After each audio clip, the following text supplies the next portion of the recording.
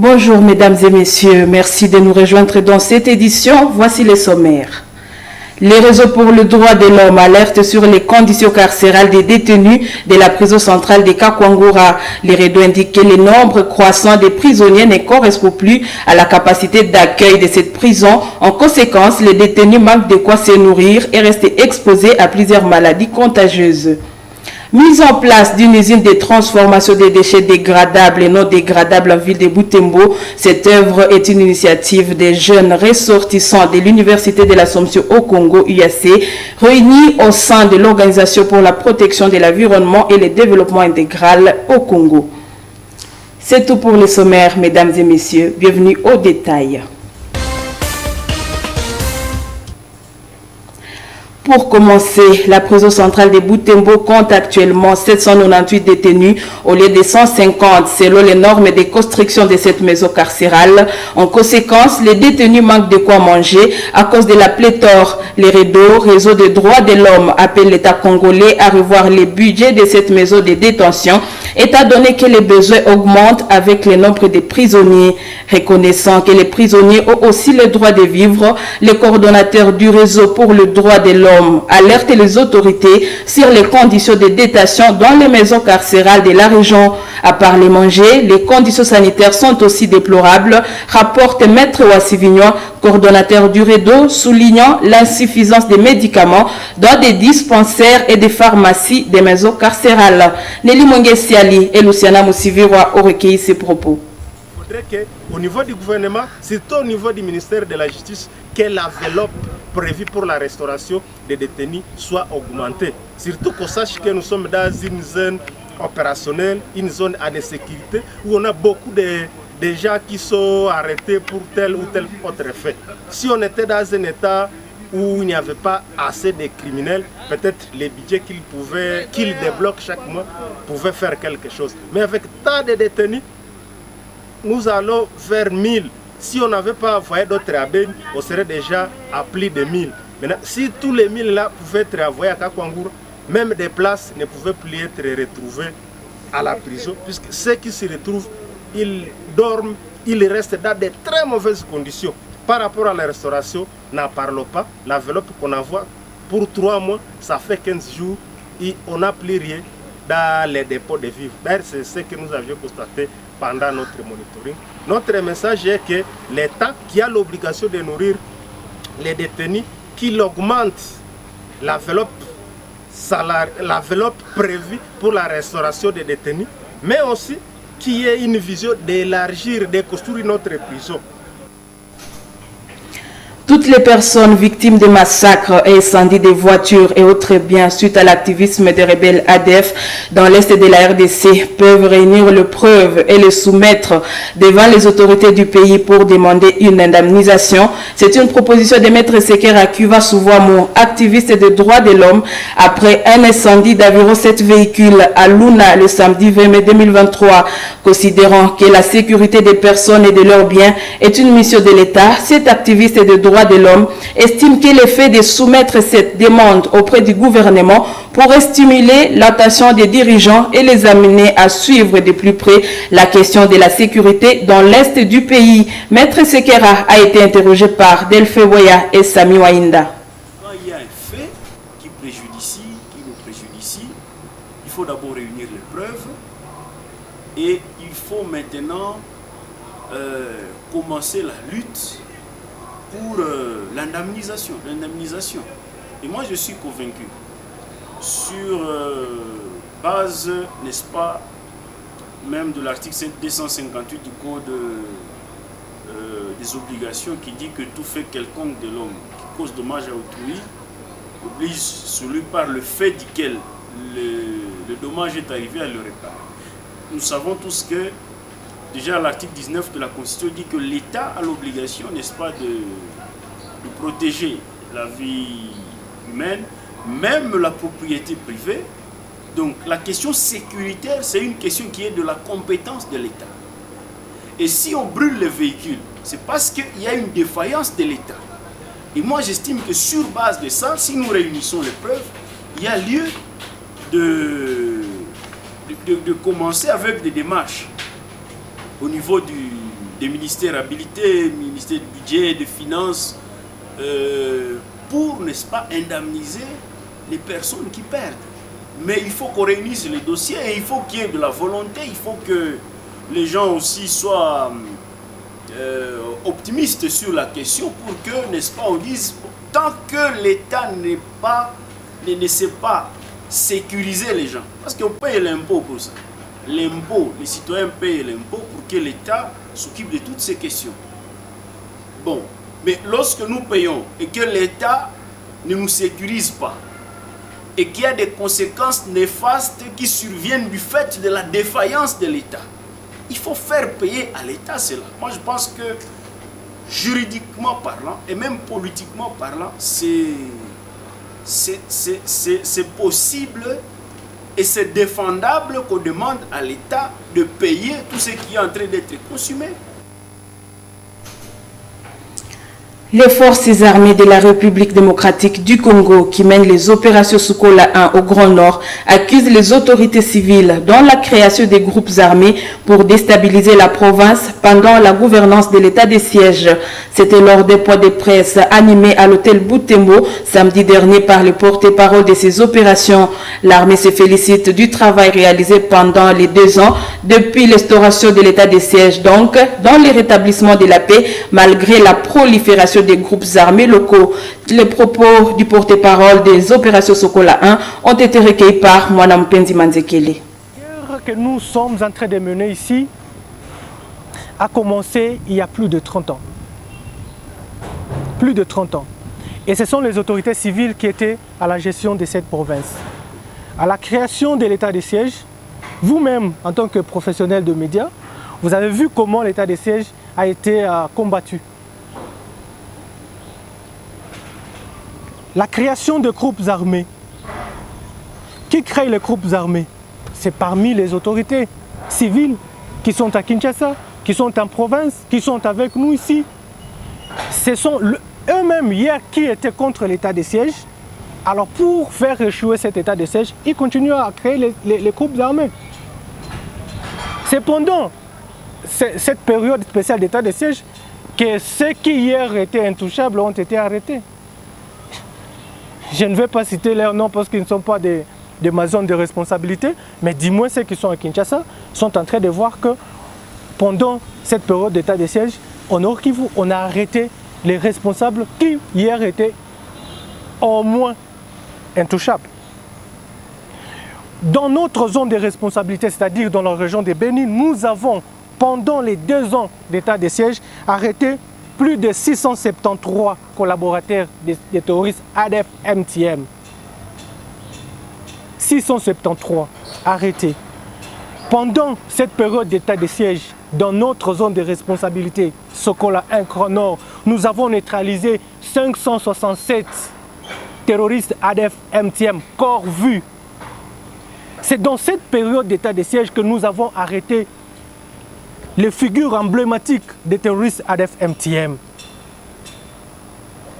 Les Jordaniens, Haftar, nous avons arrêté pendant cette période. Salim, nous avons arrêté pendant cette période d'état de siège. Un bémol, la coordination urbaine de la société civile Forces Vives de Butembo exige le Fonds social à finaliser les travaux de construction des ponts démolis par les ouvriers du Fonds social de la République.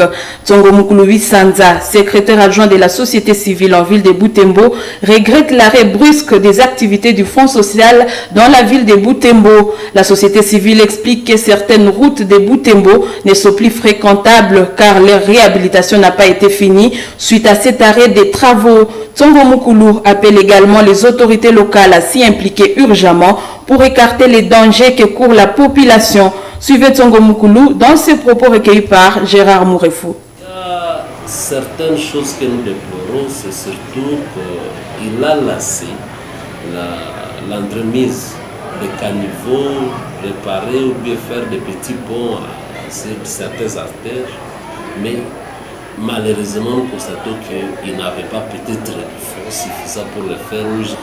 Il a arrêté brusquement ses activités sans avoir finalisé, sans avoir achevé, ou voire même à peine de commencer de couper la route et puis il arrête. L'unique voie qui mène quelque part et on a entrecoupé la route, on ne peut plus passer. Ça, nous déplorons tellement et nous demandons à Fonds social de venir finaliser ce qu'il a commencé. Puisque ça ne peut pas se passer comme ça ne nous arrange pas, ça n'arrange aucune personne.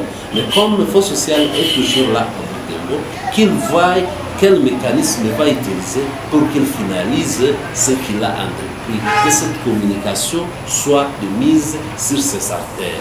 Premièrement, je dirais que le Fonds social ne travaille pas, ne servait pas un matin et commence à initier un projet qui n'a pas encore, qui n'a pas calculé ou qui n'a pas planifié. Alors, il est dans son devoir de finaliser ce qu'il a commencé. Même s'il a bouclé ce projet, mais c'est une institution qui reste toujours, qui est là. Même si au niveau national, il y a une restructuration, il y a quelqu'un d'autre qui a repris la direction de ces fonds sociaux, de cette structure, c'est simple au niveau local qu'on fasse un peu du contrôle, qu'on fasse ces rapports, qu'on le fasse parvenir à l'entremise de son antenne ici. Il faut débloquer quelque chose pour que ça se passe vite et ça arrive. Si il arrive que le Fonds social devient incapable de finaliser ses activités, le Fonds social n'est pas le gouvernement, c'est une structure du gouvernement. Alors nous allons toujours appeler l'État congolais à travers ces agents qui sont ici, de voir comment finaliser au moins ces différents services, ces différents travaux qui sont déjà ici. Entrepreneuriat à présent. Dans ce chapitre, Moto TV vous conduit à la découverte d'une usine de transformation des déchets dégradables et non dégradables. Les jeunes qui ont mis au point cette initiative sont regroupés dans l'Organisation pour la protection de l'environnement et le développement intégral au Congo, OPEDIC. Ce lundi 22 mai, notre reporter est allé s'enquérir du processus de la fabrication des pavés en base des déchets plastiques et des charbons à partir des déchets dégradables. Joël Tali a fait ses reportages, suivez ses rendus.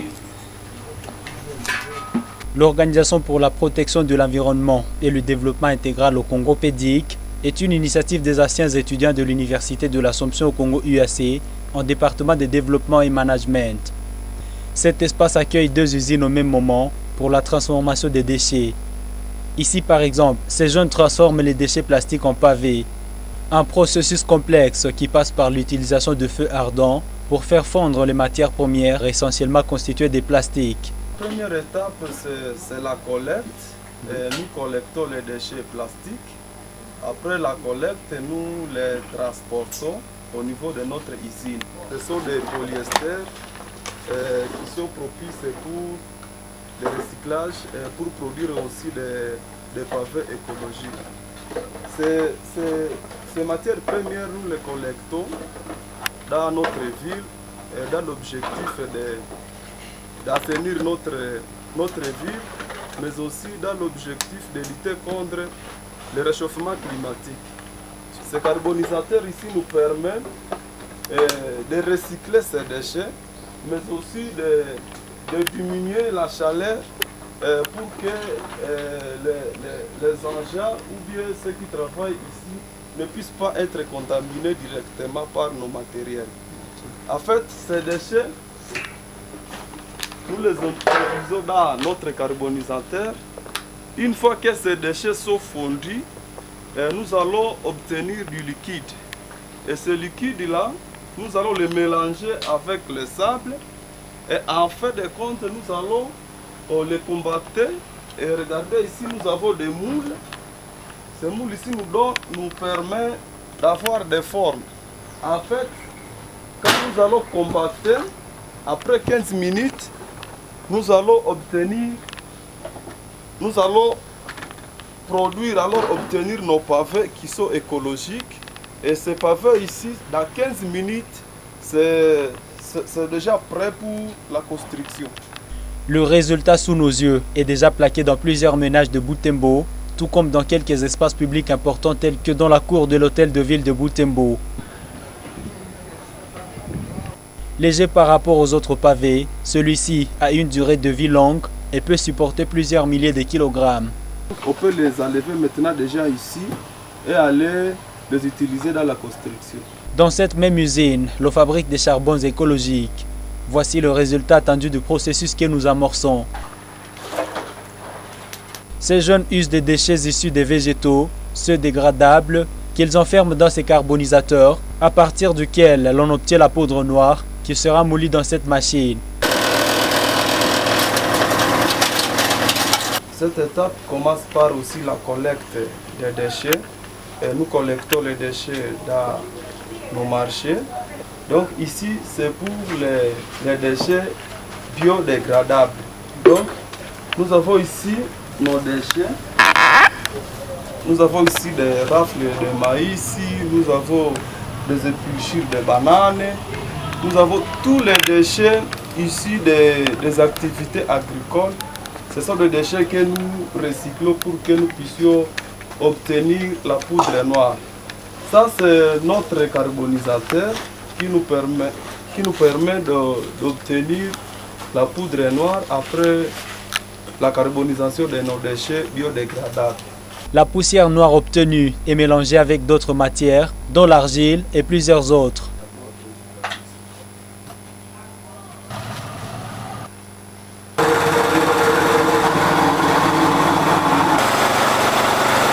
Cette organisation, qui est fonctionnelle à Butembo depuis plus d'une année, travaille pour l'instant avec les moyens de bord. Son coordonnateur, Hakim Moudogo, appelle les personnes de bonne volonté à appuyer cette initiative en vue de leur permettre de booster leur capacité de production qui est limitée suite aux moyens artisanaux dont usent ces jeunes. Voilà, on parle politique à présent. Madame Rose Toumbéane poursuit les séances d'éducation civique et électorale à l'intention des différentes couches de la population de la ville de Butembo. Cette activiste de la bonne gouvernance a fait le tour des 4 communes de la ville dimanche 21 mai. Objectif, édifier la population sur le processus électoral. Par cette initiative, Rose Toumbéane voudrait s'assurer que la population dispose de toutes les informations nécessaires sur l'avancement de ces processus. Reportage Jérémy Kassokera de sa cellule de communication. Ce dimanche 21 mai 2023, des milliers de jeunes et vieux, hommes et femmes, ont bénéficié d'une séance d'éducation civique et électorale en ville de Butembo. Déjà aux heures matinales, ce sont les chrétiens catholiques du secteur Makoubebe de la paroisse Voutahira qui ont accueilli la brave dame au cours de la première célébration eucharistique. Dans cette messe, il est question de remonter les morales de ces chrétiens dont la plupart tendaient à perdre confiance aux dirigeants du pays suite aux multiples déceptions.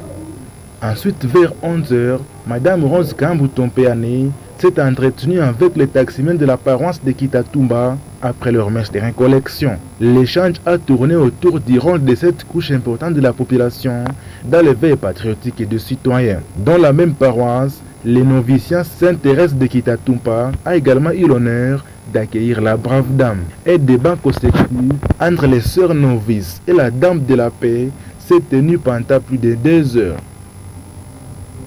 Puis dans les après-midi, ce sont les jeunes de l'UJC, paroisse de Violet, et ceux de la paroisse Sainte-Claire de Tabora qui ont respectivement invité Madame Rose Toumbéane pour des échanges productifs. Dans ces 2 paroisses respectives, Madame Rose Kampou a incité les jeunes à s'approprier les élections. Dans ces 2 paroisses respectives, Madame Rose Toumbéane a incité les jeunes à s'approprier les élections municipales tout en rassurant qu'elles restent disponibles pour qui sont prêts à s'impliquer formellement pour contribuer au vrai changement dans notre pays.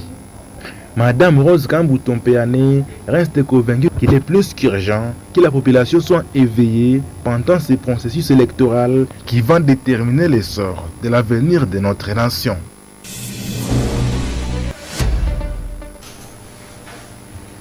Et voilà, nous sommes sur l'ère des Jeux. Le week-end dernier, une double confrontation a vécu entre 2 équipes de Butembo évoluant en 2e division de la Ligue nationale de football de la RDC.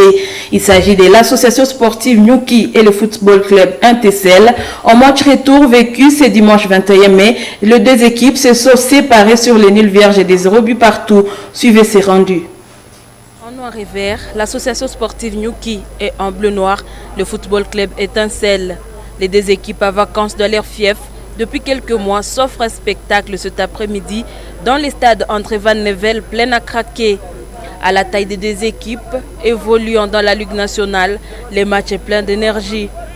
Pour un match des grands tests pour les nouvelles recrues, les deux équipes peuvent se réjouir de leurs effectifs, pleins d'espoir pour l'avenir.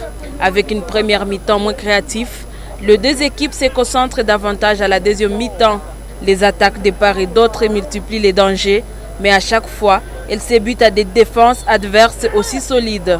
Ni Nyuki ni Antecel ne réussiront à marquer dans la cage adverse ce dimanche.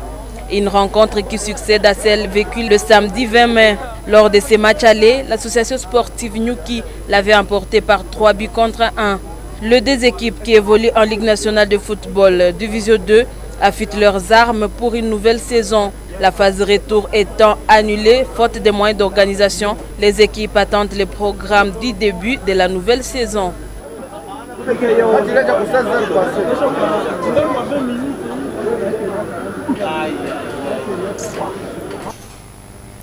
Et voilà, c'est la fin de ce journal. Mesdames et messieurs, merci de nous avoir suivis et bonne suite de nos programmes sur Moto TV.